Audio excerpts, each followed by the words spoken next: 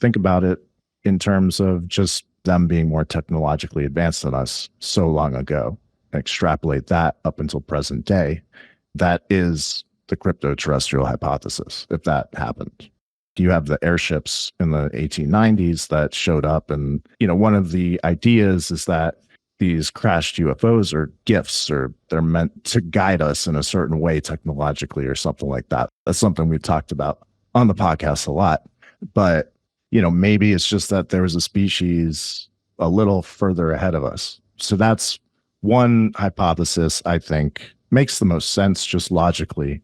And it was definitely when I read that Naledi had used technology to dig deeper into caves, something clicked. That was my sort of experience with Naledi. People were like, this has nothing to do with aliens. I'm like, I know, but it is another explanation that may be more reasonable than most. That's a good point. I don't think people grasp the vast amounts of time we're talking about here. Yeah. The amount of complexity that can arise just from the way things naturally unfold.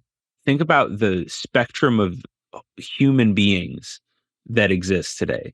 There are people on North Sentinel Island that are completely off the grid, no technology whatsoever, really, really primitive. And then we have rocket scientists at JPL and some of the most brilliant scientists and minds in the world. And we're still the same species. Yeah, exactly. Now, yeah. Imagine if this Naledi species did have an opportunity to really explore in its intelligence.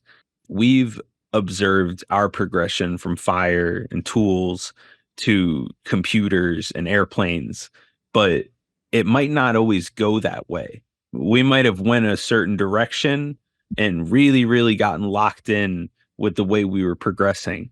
It could have been that whatever this other culture was, the advanced citizens of this culture, it could very well be that their technology was very different than ours. And we notice it because maybe that's part of our development. The way Mac Tonys puts his cryptoterrestrial hypothesis, I was trying to think because it seems like it's almost adversarial to the human species. I think that a lot of these stories we hear about, or a lot of the things we read about Homo naledi, it's not evidence of technologically advanced, like more advanced than us culture.